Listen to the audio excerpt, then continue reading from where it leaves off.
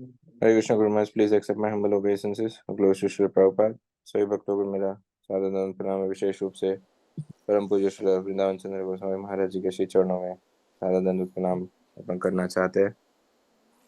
तो कल एक प्रकार से महाराज जी ने ये सत्र का प्रारंभ ही किया है, जहाँ वैसे हम परसों से करना चाहते थे शुरुआत बलराम जयंती के अगले दिन से, लेकिन कुछ कारणवश अमरेंद्र प्रभु अवेलेबल न होने के कारण प्रारंभ नहीं हो पाया। लेकिन महाराज जी ने दया करुणावश उसे प्रारंभ किया है कल से, जहाँ महाराज जी ने हमें भगवान के प्राकट्य पे कुछ बाल्य लीलाओं का आस्वादन करवाया और उस सत्र को अब आगे बढ़ाते हुए आज का दूसरा दिन है। तो सभी से अनुरोध है, अब अपने नाम जप को विराम दीजिए, बिकॉज नाम जप से जो रस मिल रहा था वही रस कुछ अलग श्रवण करने से मिलेगा या भगवान की लीलाओं को श्रवण करके मिलेगा। तो ज्यादा समय न लेते हुए हम परम पूज्य श्री वृंदावन चंद्र महाराज जी से अनुरोध करेंगे। महाराज जी पूरे विश्व भर में अपनी कथाओं के लिए प्रसिद्ध है। जैसे गुरु महाराज जी ने कल कहा, महाराज जी का वास्तविक में इंट्रोडक्शन तो उनकी कथा ही है।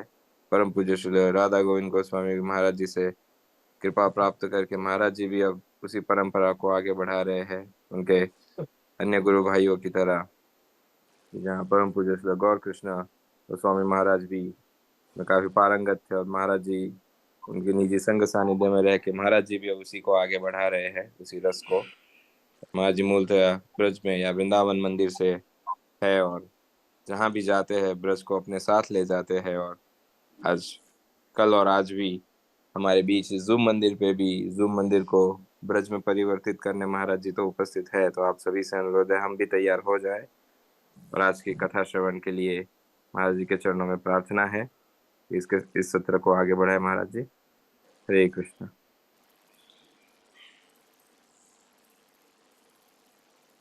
ओम अज्ञानतिमिरान्धस्य ज्ञानाञ्जनशलाकया चक्षुरुन्मीलितं येन तस्मै श्रीगुरवे नमः।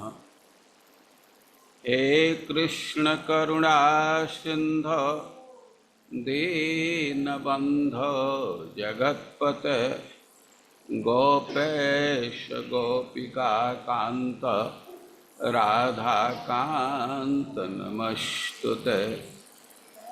तप्त कांचन गौरांगे राधे वृंदावनेश्वरी वृषभानुसुते देवी प्रणमामि हरिप्रिये। नमो महावदान्याय कृष्ण प्रेम प्रदायते कृष्णाय कृष्ण चैतन्य नामने गौरतुषे नमः। श्री चैतन्य मनोभीष्टं स्थापितं येन भूतले सोऽयं रूपः कदा मह्यं ददाति स्वपदान्तिकम्। वाञ्छाकल्पतरुभ्यश्च कृपा सिन्धुभ्यैव च पतितानां पावनेभ्यो वैष्णवेभ्यो नमो नमः। जय श्री कृष्ण चैतन्य प्रभो नित्यानंद श्री अद्वैत गदाधर श्रीवासादि गौर भक्तवृंद। हरे कृष्णा कृष्णा कृष्णा हरे हरे, हरे राम राम राम।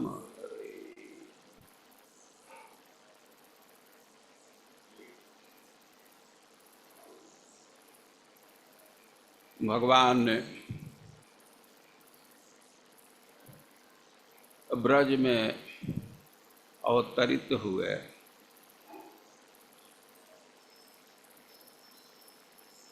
मान लीजिए कि किसी को ऐसा सौभाग्य मिल जाए कि भगवान का फार्म कहीं भरना पड़े है ना। कभी कभी दूसरे लोग भी फार्म भरते हैं, सेक्रेटरी लोग भर देते हैं कई एक फार्म। तो आप लोगों को भगवान का फार्म भरना हो तो ऑक्यूपेशन के कॉलम में क्या भरेंगे? फार्म में लिखा रहता है ना व्यवसाय। श्री कृष्ण के व्यवसाय भरना हो तो क्या भरेंगे फार्म में? आए चोरी गोचारण।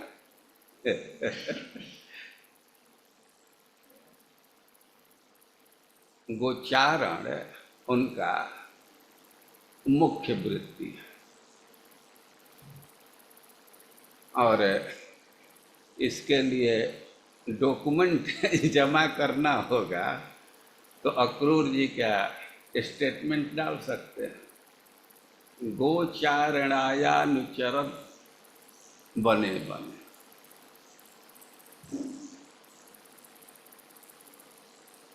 गोचारण वे जिम्मेवारी पूर्वक करते हैं, गायों को कष्ट नहीं देते। गाय जिधर जाना चाहती है, घास चरना चाहती है तो पीछे पीछे चलते हैं। भगवान का परिचय यही है कि वे गोचारण करते हैं, उनका मुख्य धंधा यही है। लेकिन उनको गोचारण में बहुत आसानी से एडमिट नहीं किया गया। कल हम लोग सुन रहे थे कि मथुरा से महावन में गए, लेकिन महावन में भी वे बहुत दिन तक नहीं रह पाए, गोकुल में बहुत दिन तक नहीं रह पाए। वहाँ बहुत बहुत उत्पात होने लगा।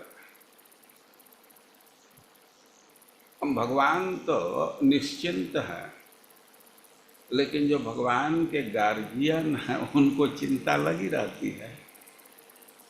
मथुरा से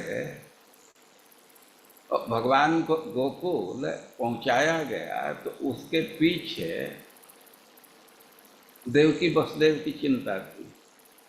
भगवान तो बहुत चिंतित नहीं, तो भगवान है, लेकिन माता पिता चिंतित थे तो खुद ही आदेश दिए कि अब चिंता क्या कर रहे हैं, पहुंचा दीजिए महावन में।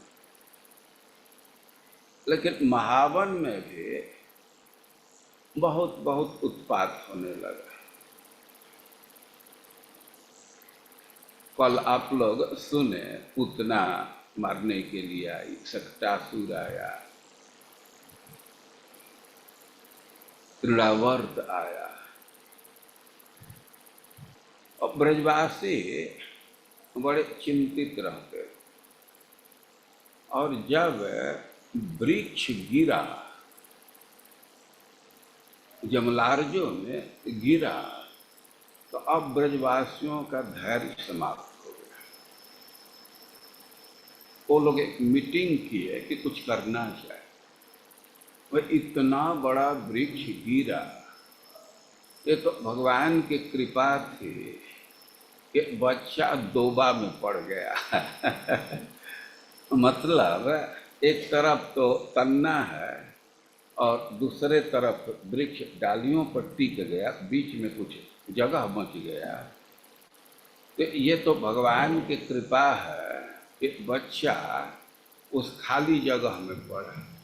यदि तन्ना पड़ गया होता तब बच्चे का क्या हुआ होता।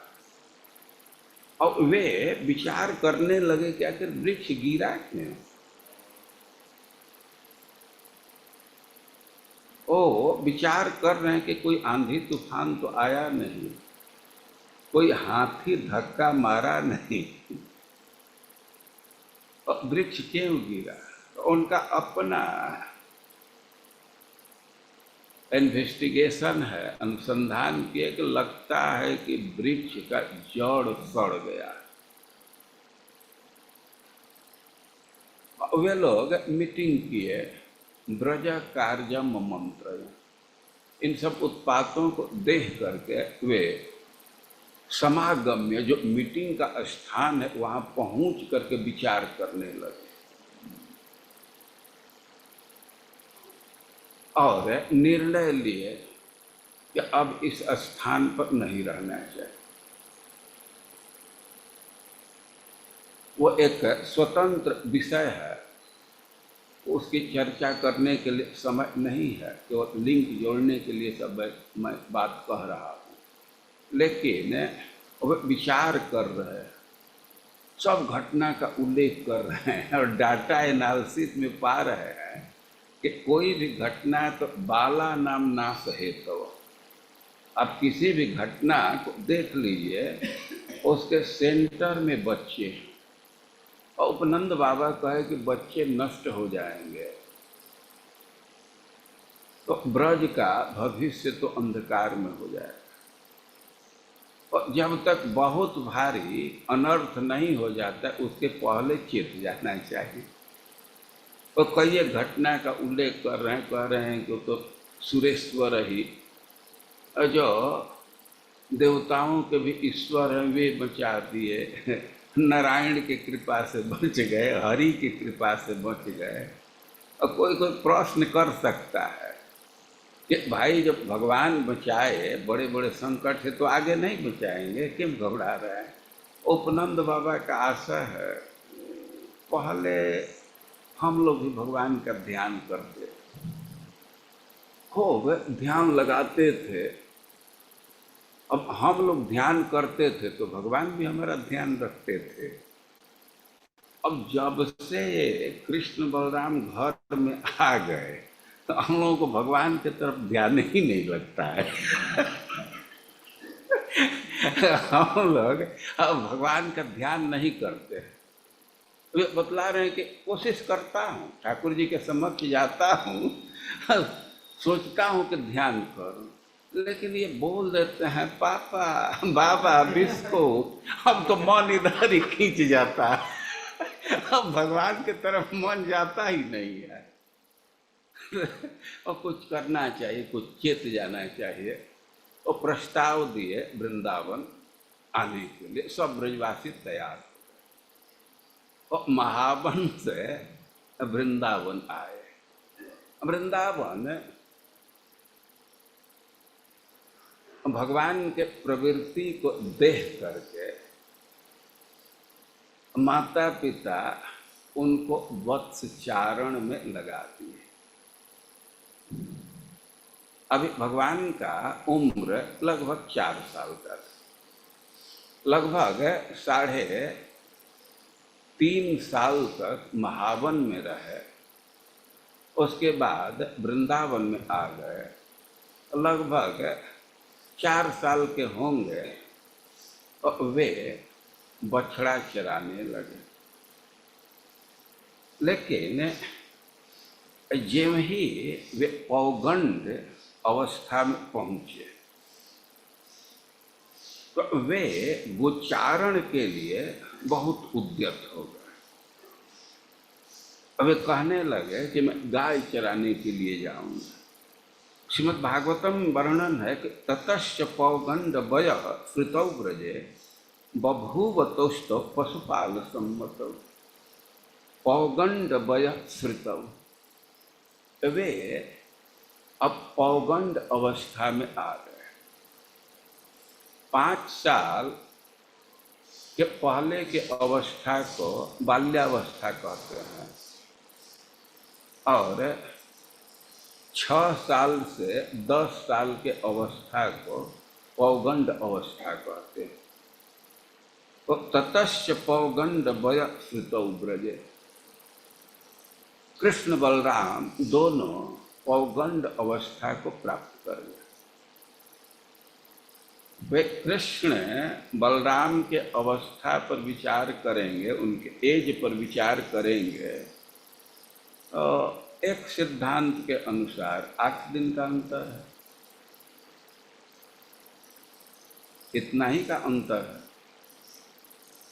और एक सिद्धांत के अनुसार 8 दिन कम 1 साल का अंतर है। तो जो आप स्वीकार कीजिए, अधिकांश लोग तो यही स्वीकार किए हैं कि 8 दिन का अंतर है। और अब कह रहे हैं दूसरे सिद्धांत के अनुसार 1 साल 8 दिन, और 8 दिन का अंतर अधिकांश लोग माने हैं। तो दोनों का उम्र लगभग बराबर है। और ब्रज में जो भी लीला किए, कुछ कुछ लीला को छोड़ करके तो प्रायः दोनों भाई साथ में रहे। तो कह रहे हैं कि ततश्च पौगंड वयस्कृतौ ब्रजे बभूव तुष्ट पशुपाल सम्मत। जब वे पौगंड अवस्था में पहुंचे तो पशुपालन की सम्मति मिल गई, पशुपाल सम्मत। उनको अनुमोदन पत्र प्राप्त हो गया कि अब आप गाय चरा सकते। लेकिन उनको बहुत पैरवी करना पड़ा। माँ से कह रहे हैं, सखाओं से कह रहे हैं, और इतने उद्यत थे गोचारण के लिए कि अपने बल को भी प्रकाशित कर रहे थे।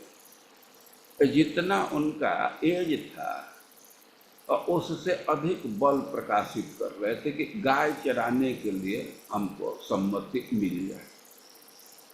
लेकिन माँ यशोदा सम्मति नहीं प्रदान कर रही।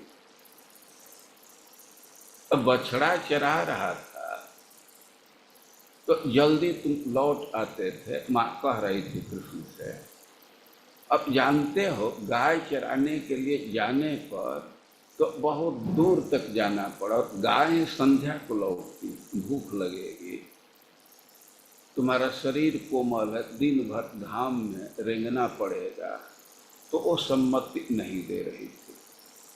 लेकिन पशुपाल सम्मत, जो दूसरे चरवाहे थे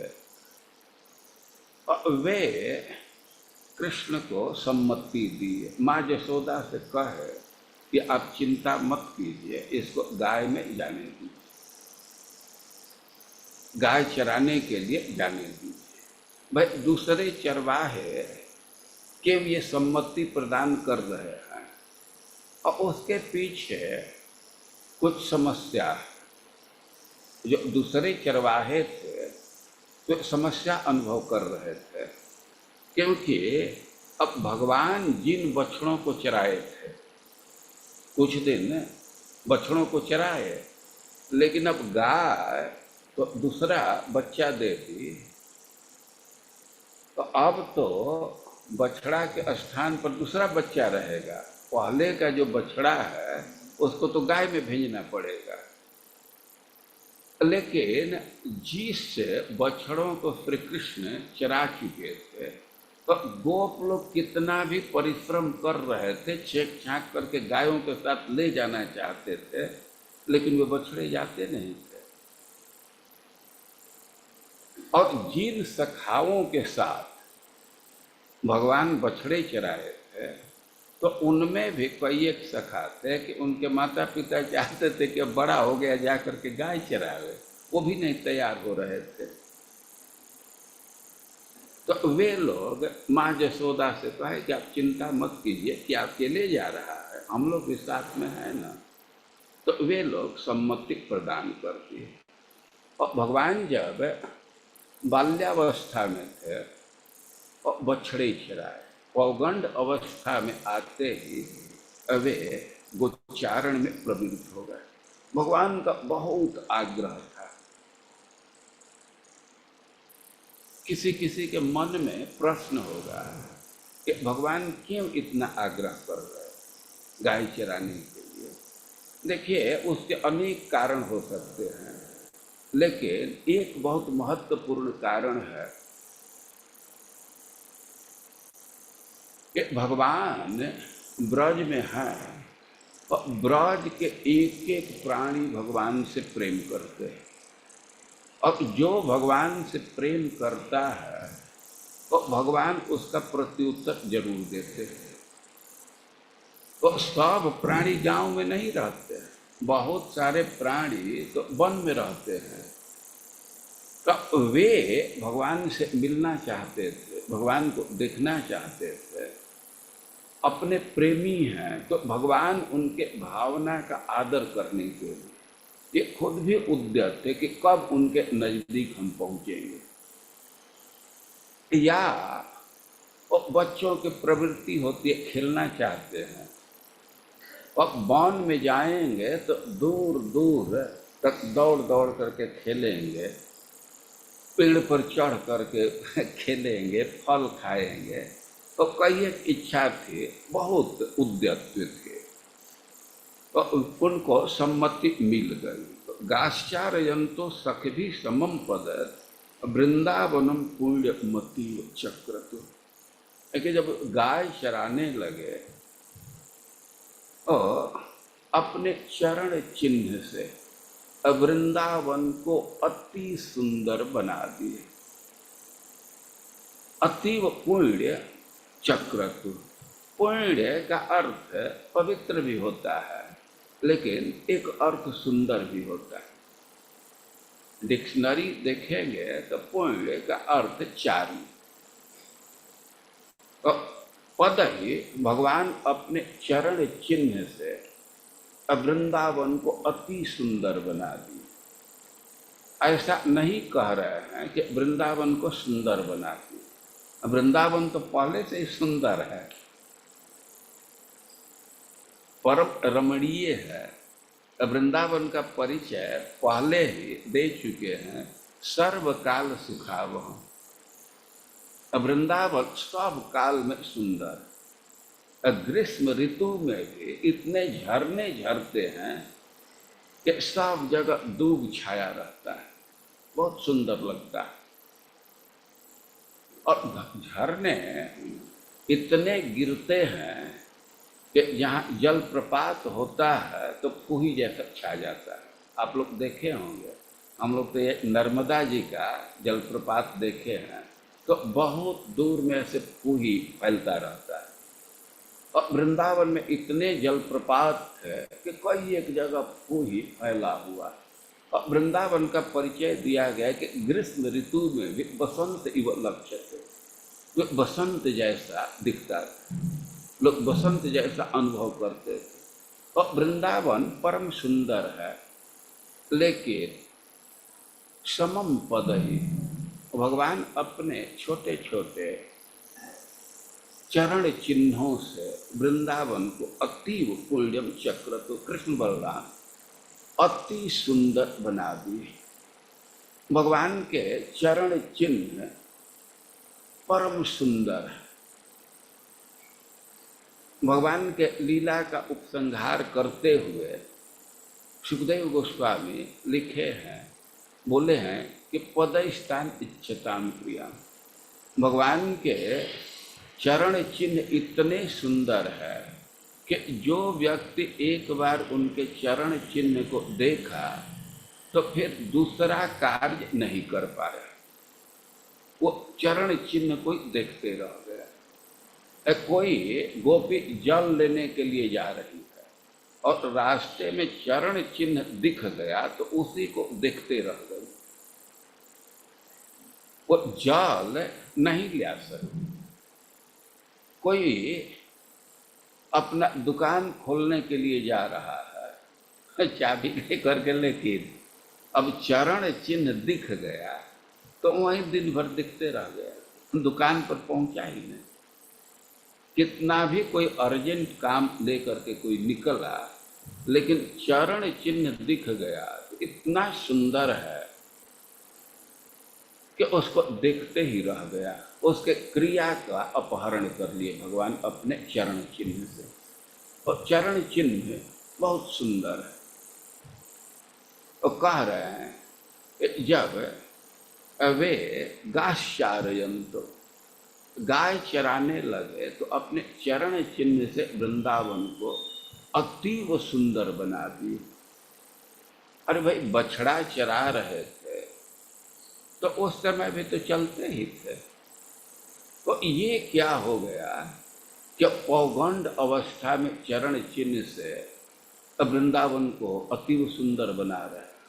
ध्यान देना चाहिए कि भगवान जब बाल्यावस्था में है, उनके चरण में चिन्ह उस समय भी है, लेकिन वो चिन्ह बहुत छोटा छोटा है, वो स्पष्ट दिख नहीं रहा था।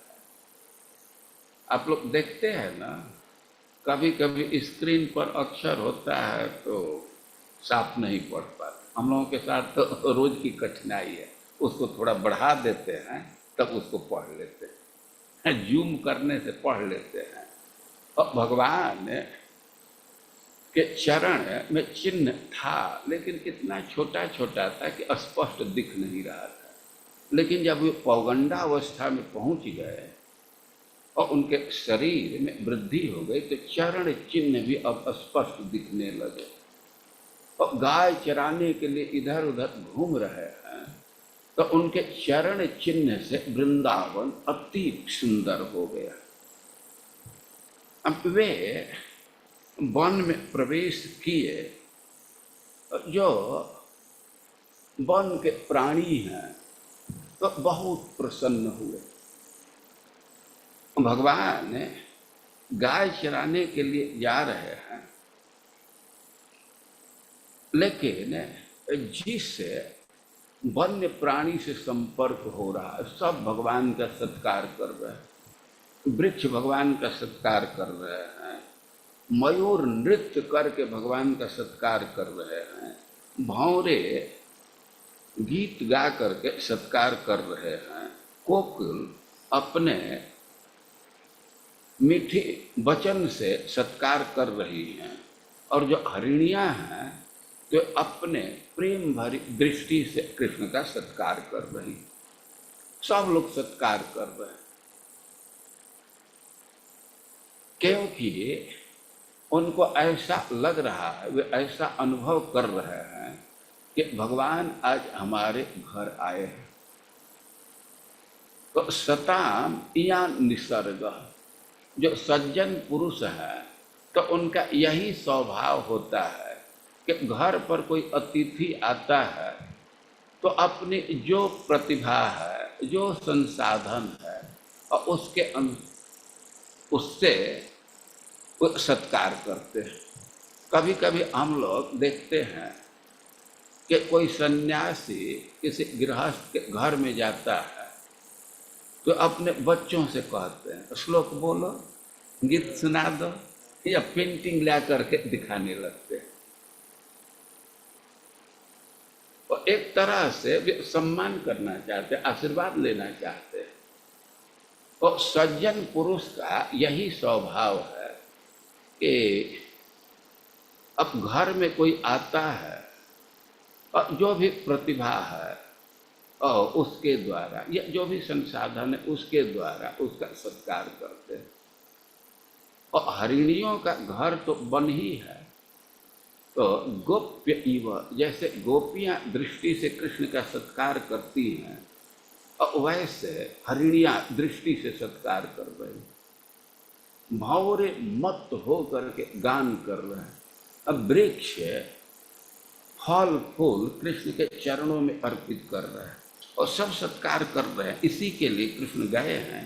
तो एवं वृंदावनम श्रीमद कृष्ण प्रीतमना पशुन रेमे संचारयन अद्रे सरिद रोधा सानुग। वृंदावन तो अति प्रफुल्लित है, तन माधव। श्लेष से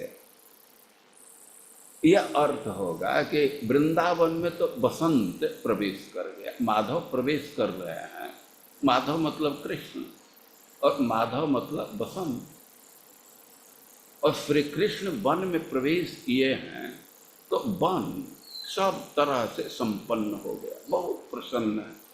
एवं वृंदावन श्रीमद कृष्ण प्रीतमना पशुन रेमे संचारयन नद्रे सरिद रोदा सुसानुगा। सानुगा अपने अनुयायियों के साथ कृष्ण घूम घूम करके अरे में आनंद ले रहे।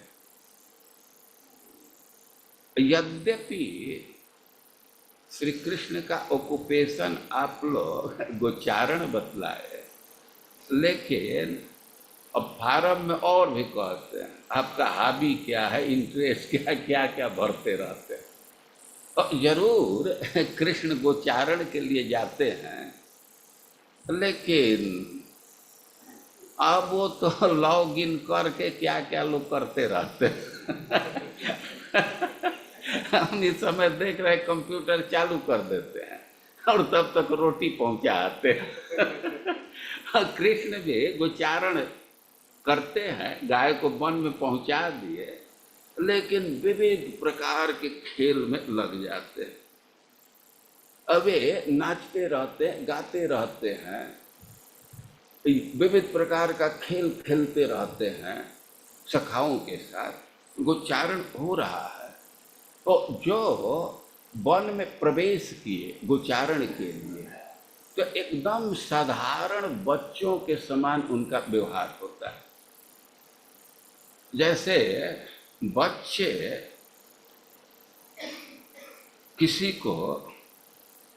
किसी का अनुकरण करते हैं, तो वैसे भी अनुकरण कर रहे हैं।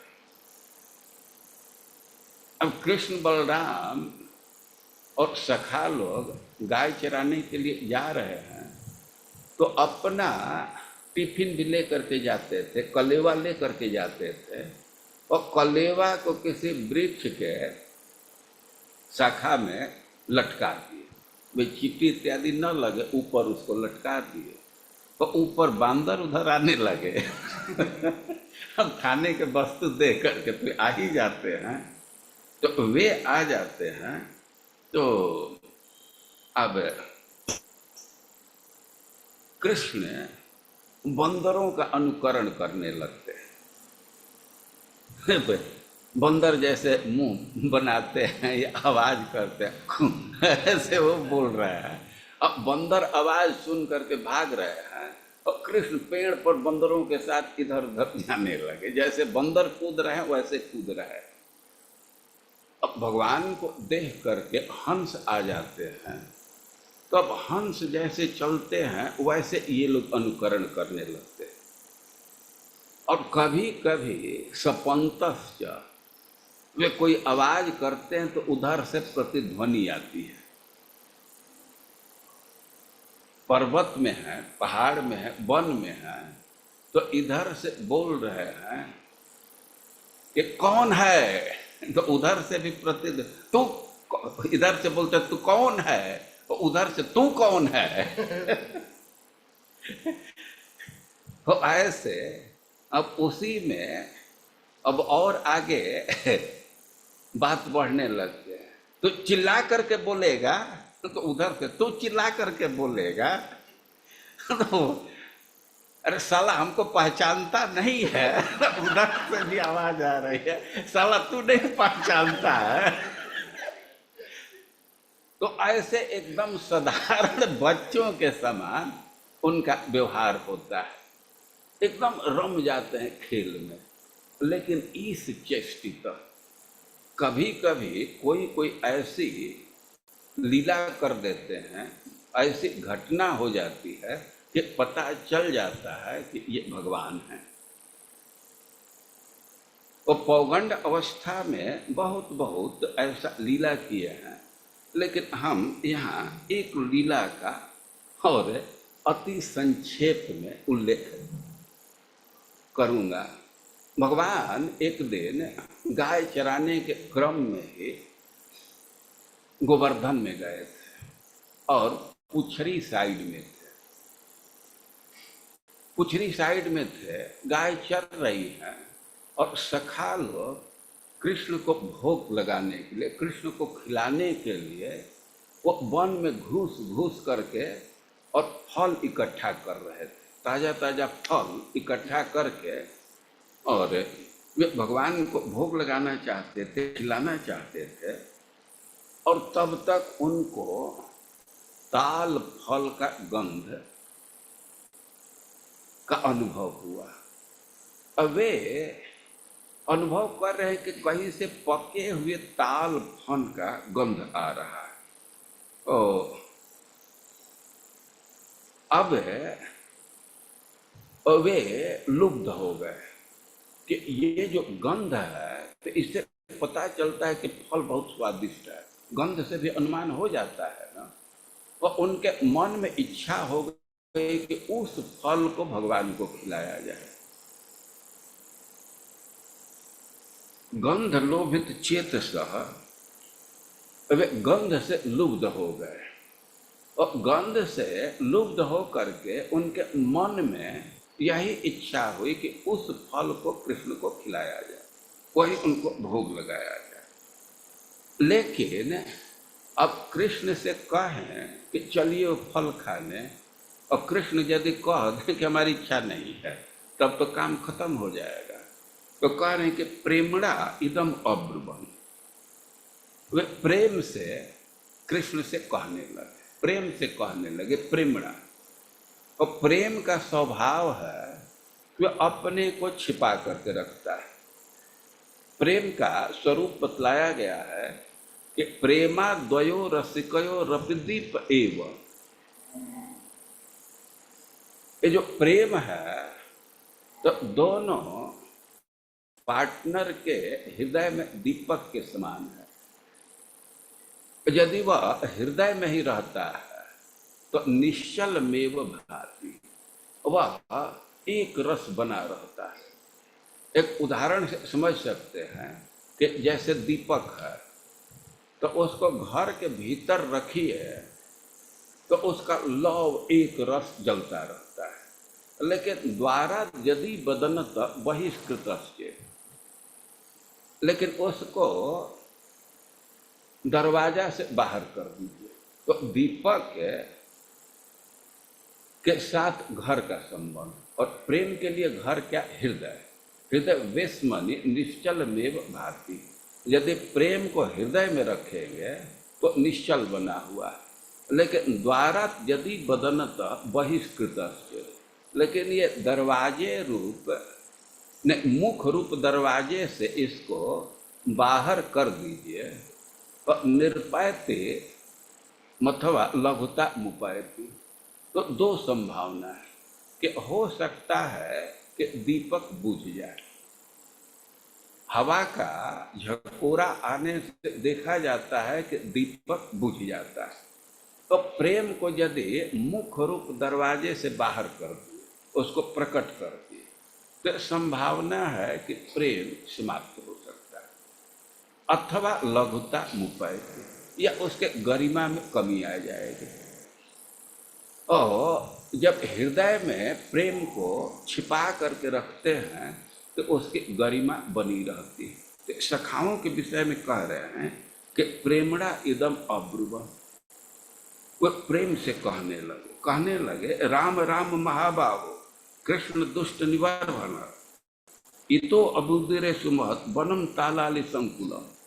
ये कहे कि हे राम हे कृष्ण, दुष्टों का संहार करने वाले, यहाँ से थोड़े दूर पर ही बहुत बड़ा वन है, सुमहद वनम, और तालालि संकुल, वहाँ कतार के कतार ताल भरे हुए हैं।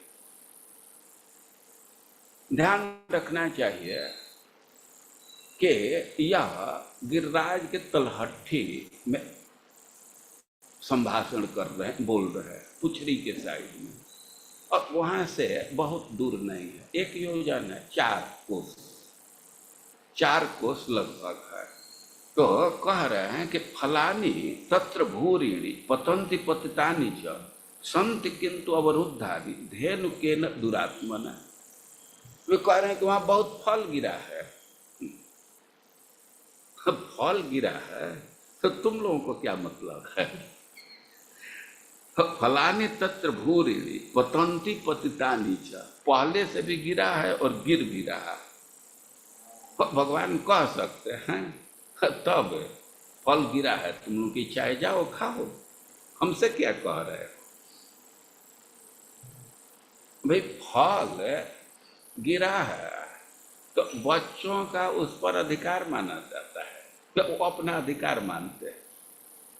हम लोग तो ऐसा देखे हैं कि गांव में कोई बच्चा चला गया बगीचा में, अब फल लेकर के आ रहा है, तब तक बगीचा वाला डांटता, अरे कहाँ से?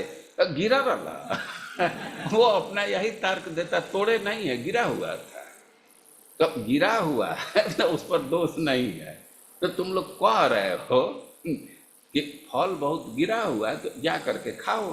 तो कहने संत किंतु अवरुद्धानी धेनु के न दुरात्मना, अरे कि बड़ा दुष्ट व्यक्ति उसको घेर करके रखा है, उसको छेक करके रखा है। और मानो भगवान कहे कि अरे वो घेर करके रखा है, तुम लोग इतने हो तो जा करके जबरदस्ती ले लो। तो कह रहे हैं कि ना सोत बिरजो सुरो राम, हे कृष्ण कर रूप दी, वो बड़ा शक्तिशाली है, स्वभाव से भी दुष्ट है और शक्ति उसकी बहुत अधिक है, गधा के रूप में।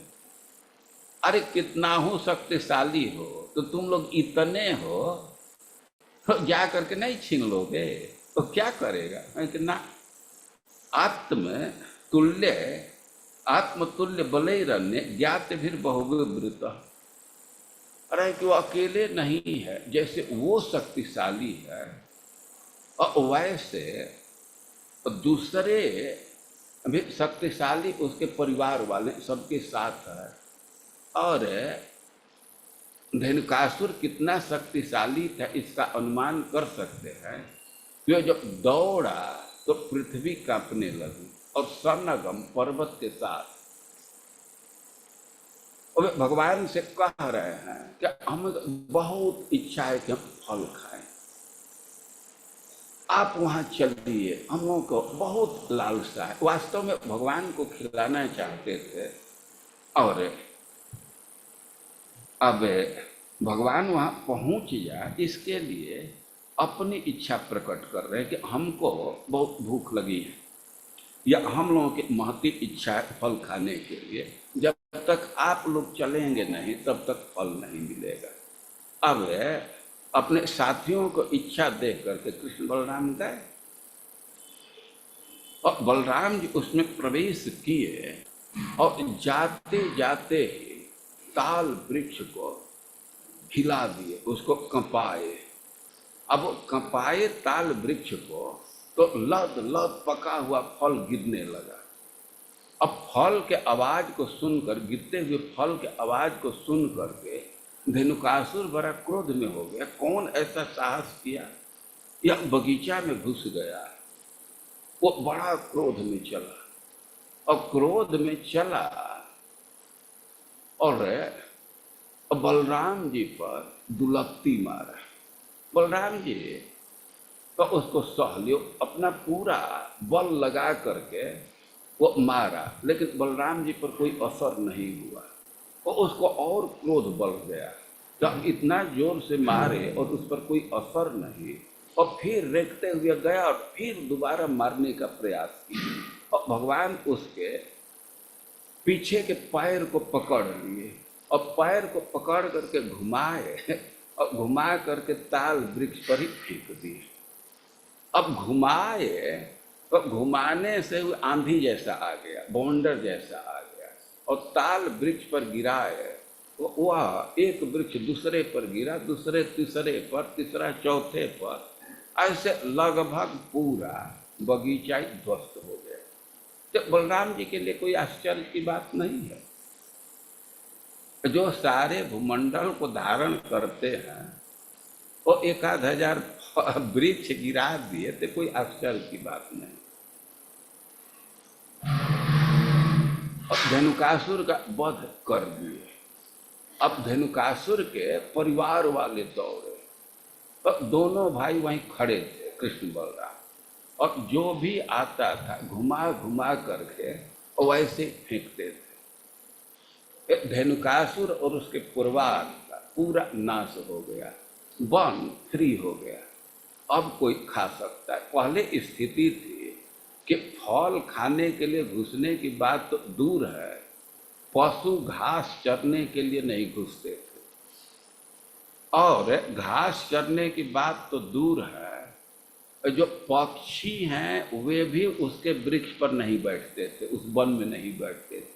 इतना उसका प्रताप था, इतना दुष्ट था, सब भयभीत थे। लेकिन अब सब भय से मुक्त हो गए, पशु घास चरने लगे, और जो एक आध वृक्ष बचा था तो उस पर पक्षी निश्चिंत रहने लगे। और भगवान धेनुकासुर वध किए, बलराम जी के साथ बलराम जी वध किए। अब एक प्रश्न खड़ा होता है कि बलराम जी गए और धेनुकासुर प्रहार किया तो उसको सह क्यों दिए? एक आचार्य कहते हैं कि मानो भगवान शिक्षा देना चाहते हैं कि शत्रु का एक अपराध सह लेना चाहिए।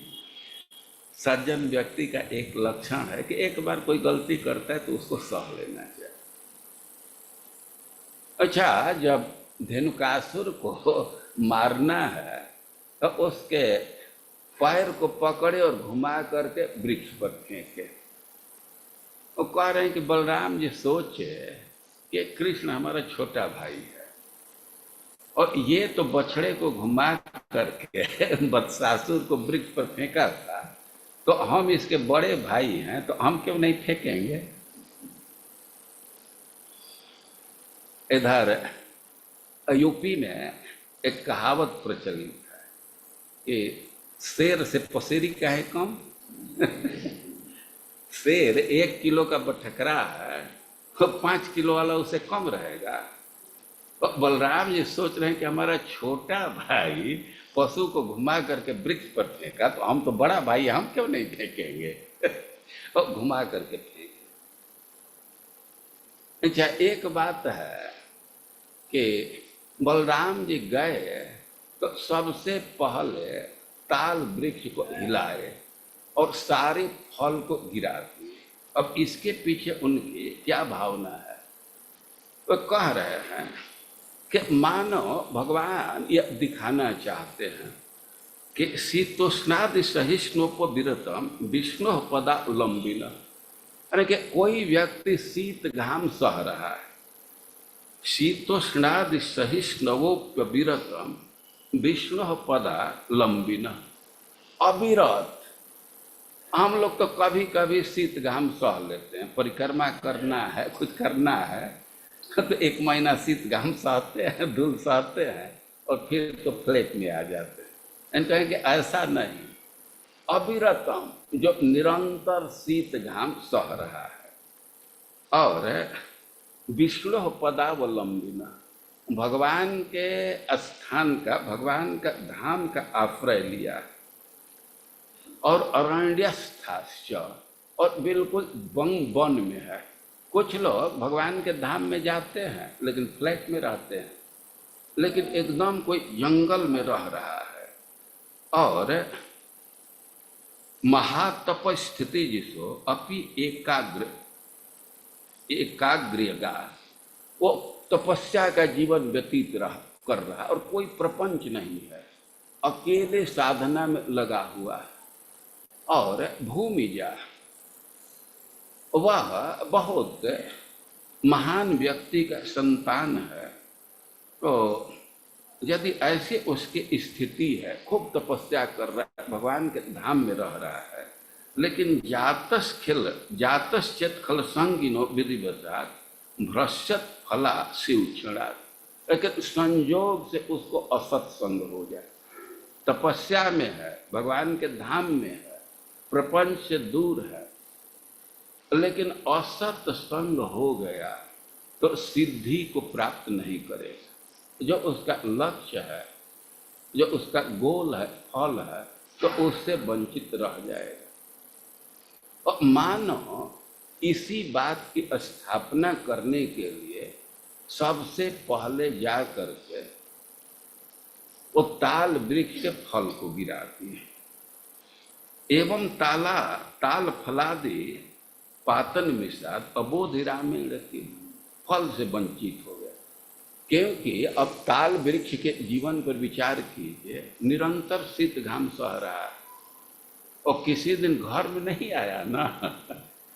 और भगवान के धाम में है, 84 कोस में एक प्रमुख वन है ताल वन, 12 वन में। लेकिन अब संजोग से धेनुकासुर का संग हो गया और दुष्ट के संग से और फल से व्यक्ति वंचित हो जाता है। इसी से चैतन्य महाप्रभु उपदेश दिए हैं कि असत संग त्याग वैष्णव आचार, भी असत संग से बचना। असत संग में पड़ जाएंगे और फल से वंचित रह जाएंगे। और इसी बात की स्थापना के लिए हम बलराम जी गए और उसके फल को गिरा दिए। धेनुकासुर का संग किया है और ये फल से वंचित रहेगा। और संग के महिमा को दिखा रहे हैं। संग की बहुत महिमा है। यदि कोई व्यक्ति सज्जन व्यक्ति का संग करता है तो भले ही वह हेय हो, अस्तित्वहीन हो, लेकिन उन्नति प्राप्त कर देता है। कई एक उदाहरण दिया गया, गगन चढ़ाई पवन प्रसंगा, गगन चढ़ाई धूलि पवन प्रसंगा। ये धूल, इसको बहुत छोटा माना जाता है। लोग उदाहरण तुमको धूल बराबर समझते हैं, लेकिन गगन चढ़ाई रज पवन प्रसंगा, एक धूल को भी हवा का संग मिल जाता है तो आकाश में चला जाता है। लेकिन वही धूल यदि जल के संगति में पड़ जाए तो कीचड़ में गिर जाएगा। नीच जल संगा, ये हवा को उन्नत कह रहे हैं, लेकिन उसका व्यक्तित्व है, हवा स्वाभाविक ऊपर जाता है।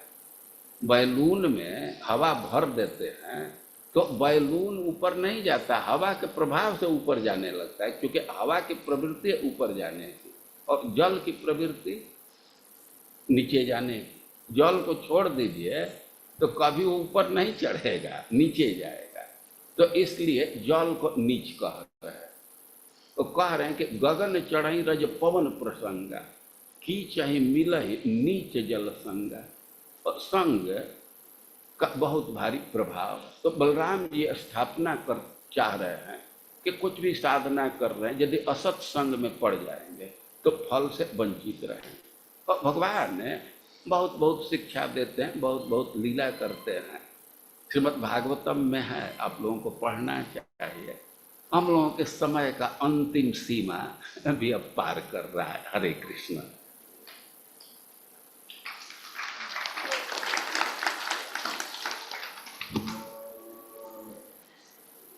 बहुत बहुत धन्यवाद महाराज जी, आपके 2 दिन के सत्र और लीला पान या लीला रस का रसाद करवाने के लिए।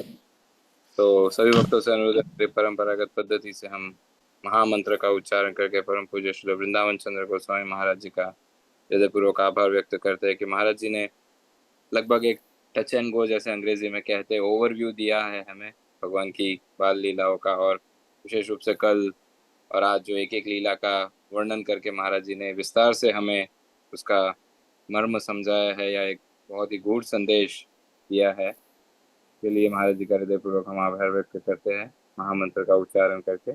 हरे कृष्णा कृष्ण कृष्ण हरे हरे, हरे राम राम राम हरे हरे। तो जैसे गुरु महाराज जी ने भी कहा या महाराज जी भी आज कहे कि कुछ दिनों पहले गुरु महाराज जी ने कहा कि अभी एक प्रकार से फेस्टिवल सीजन प्रारंभ हो चुका है, कि जहाँ विभिन्न उत्सव आ रहे हैं या कुछ आके चले गए और कुछ आ रहे हैं। बलराम जयंती हो गई, अभी जन्माष्टमी है, फिर से प्रभुपाद व्यास पूजा है। और महाराज जी भी कहे आज की ये सारी मर्मज्ञ बातें भागवत में लिखी गई है, वर्णित है, तो हमें पढ़ना चाहिए। और गुरु महाराज जी भी कहे कि अभी लगभग हर एक इस्कॉन मंदिर में या हर एक स्थान पे कथाएं हो रही है या भगवान के गुणगान गाए जा रहे हैं। और गुरु महाराज जी ने कहा कि कृष्ण बुक जो है वो 10वें स्कंद का एक सार के रूप में प्रभुपाद लिखे हैं, तो उसे भी पढ़ना चाहिए या पढ़ सकते हैं। तो पढ़ना है, हमें थोड़ा सा परिश्रम करना होगा, तभी तो कुछ कृपा की वर्षा होगी या एक्सपेक्टेशन रख सकते हैं। तो पुनः महाराज जी आपके चरणों में पूरी पूरी दंडोत अर्पित करते हुए हृदयपूर्वक आभार व्यक्त करते और प्रार्थना भी करते, भविष्य में भी हमें अपना संत सानिध्य व मार्गदर्शन प्रदान करते रहे महाराज। श्री हरिनाम प्रभु की जय। हरे कृष्ण महामंत्र की जय। श्रील प्रभुपाद की जय। परम पूज्य श्री लोकनाथ स्वामी गुरु महाराज की जय। परम पूज्य श्री वृंदावन चंद्र गोस्वामी महाराज की जय। कौन वर्तमान आचार्य गुरु वृंद की जय। वांछा कल्पतरुभ्यश्च कृपा सिंधुभ्य एव च पतितानां पावनेभ्यो वैष्णवेभ्यो नमो नमः। अनंत कोटि वैष्णव वृंद की जय।